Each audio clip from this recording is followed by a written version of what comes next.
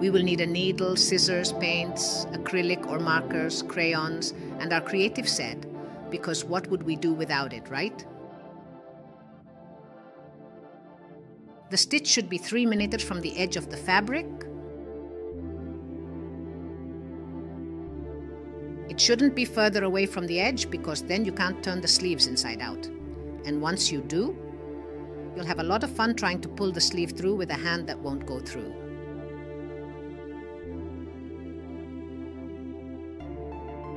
A perfectly simple stitch is all you need because the fabric isn't too stressed, so it'll hold the dress together just fine.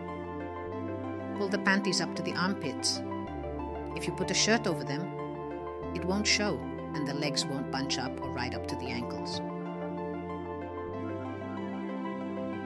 Make sure the two sides are exactly on top of each other and then start stitching.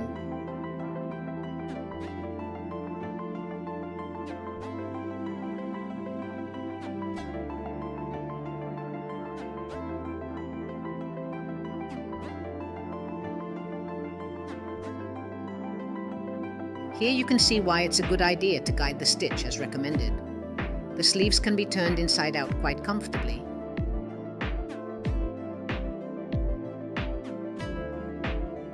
So, off with the threads. Make it a nice shirt.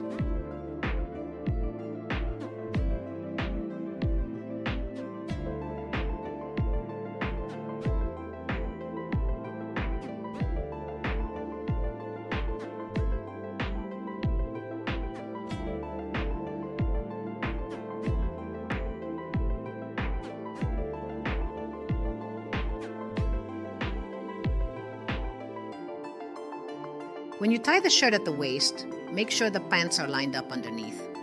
Who would want a doll with a bumpy waist?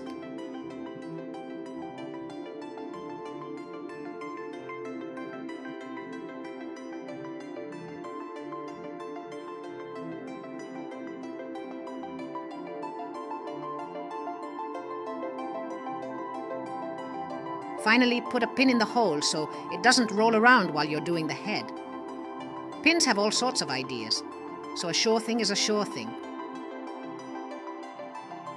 That's it, I love it. Little girl's dress is a lot simpler than her boyfriend's. Just cut a loop in the circle of the skirt.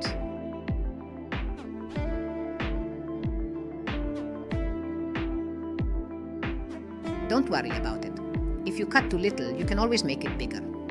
And if you cut too much, you can shimmy the skirt, and the doll will have a cool mini skirt.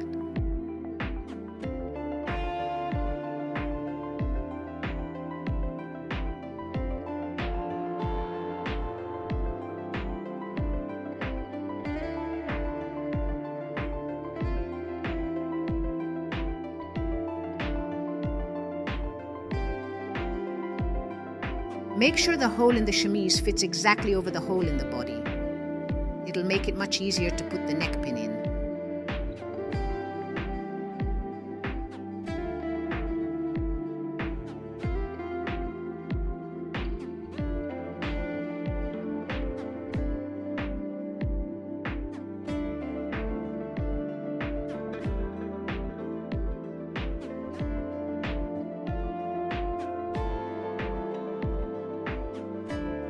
I recommend sewing the shirt to the skirt with at least 3 stitches so that the skirt doesn't tend to fall down later. Honest seamstresses can sew the whole skirt around the shirt. I know that a few stitches are enough, and if it should happen to fall off over time, it can always be fixed right on the puppet.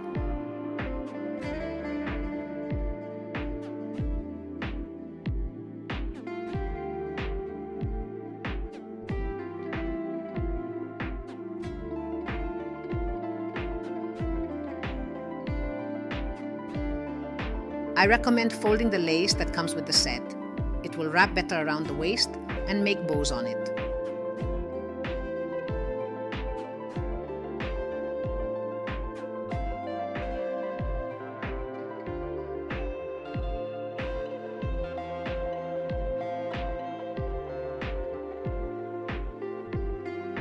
That's it. Pretty little girl she is. I love her. If you want a bow on the front or on the side, put it there.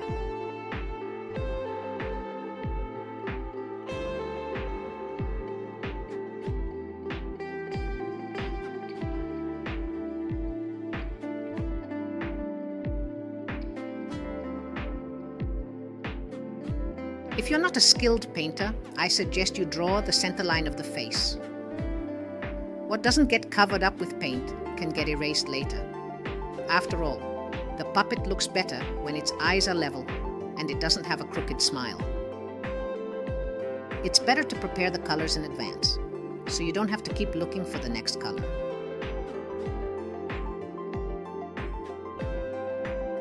The eyes can be round, like this doll will have, or they can be teardrop shaped, or they can have no whites, just the color of the irises.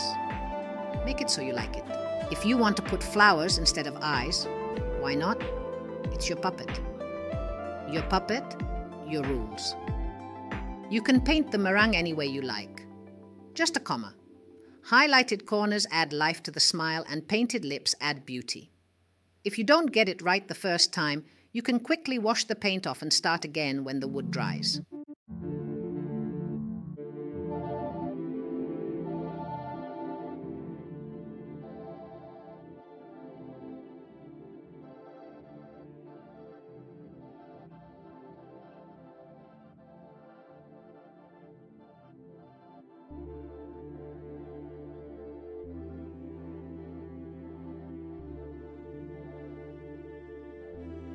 If you just do the eyebrows, the face is already quite lively. If you dare to do the eyelashes, the puppet will be even more beautiful. Take your time. Work slowly and with concentration. This video is sped up. I can't do it as fast as it looks here either. Girl's done. And we're on to the boy. We're gonna give him a different eye shape. Don't be afraid to redraw with a pencil. You can see there's not a trace of it left. It's all hidden under the paint.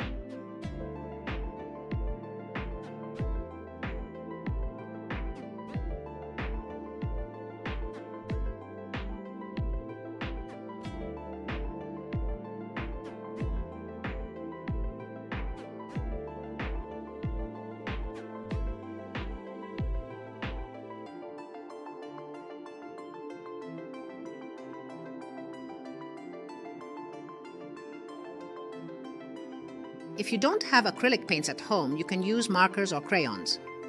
I'll show you an example of what it looks like.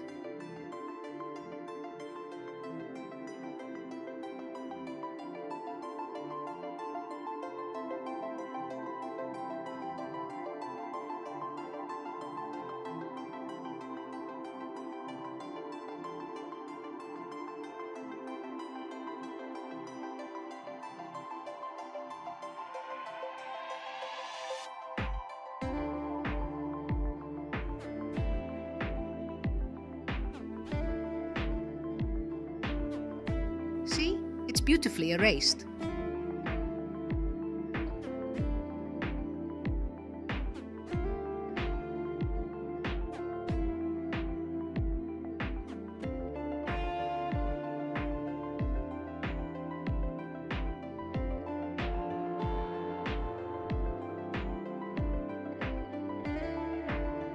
Crayons are better to draw with, but they are a little blander.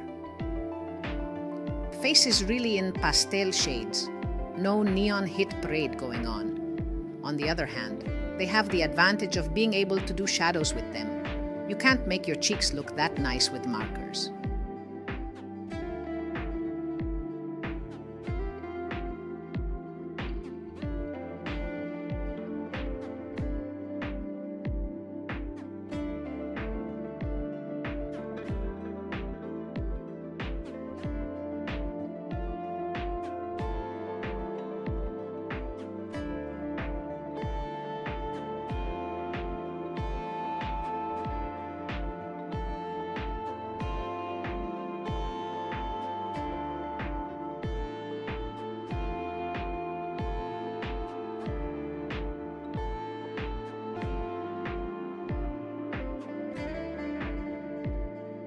Another small disadvantage of crayons is that you have to fix them, because over time, the wet fingers of happy children could completely erase them. If you don't want to change the puppet's face from time to time, I recommend wood varnish.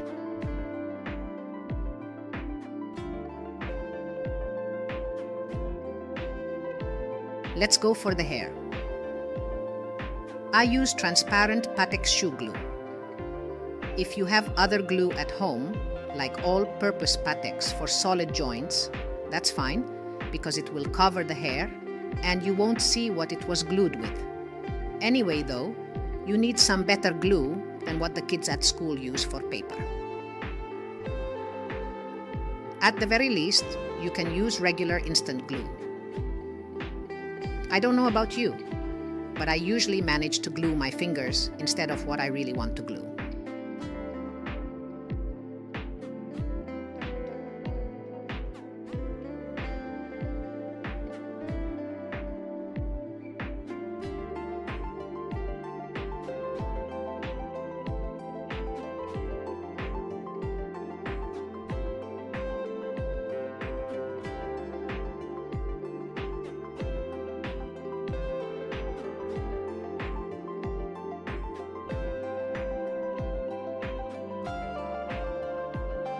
You can leave hair down, braid it, or do a ponytail.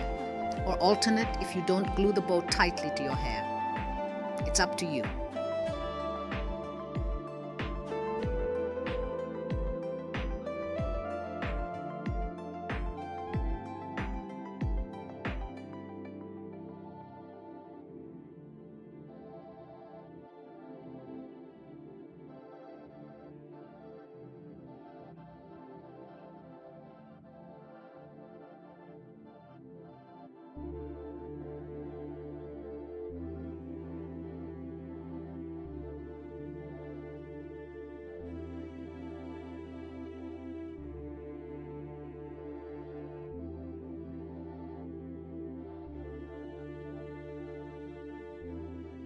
So, there you go. The beauty is out in the world, and it wasn't too terribly hard to do, was it? If you don't want to change the doll's clothes in the future, glue the neck to the head. It should hold even so. Only children can be very active sometimes, and then it may happen that you will look for a body somewhere under the wardrobe, or you will have a headless little girl.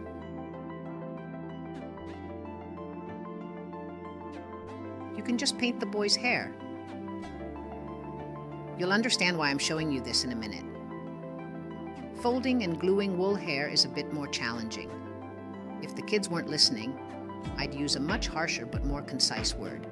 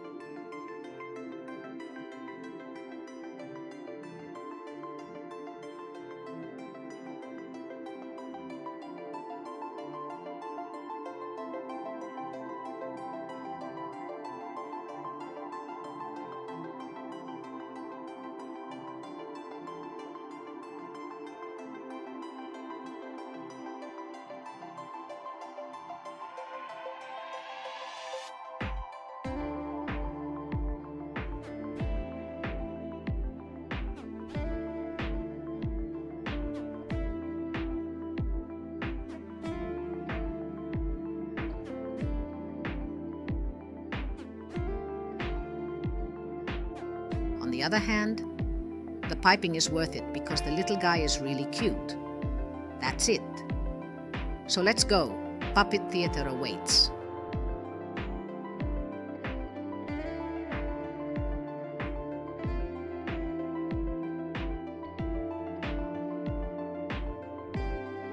Thank you for your attention, and below the video you will find a link to where you can buy these creative sets. I wish you good luck and joy in creating anything.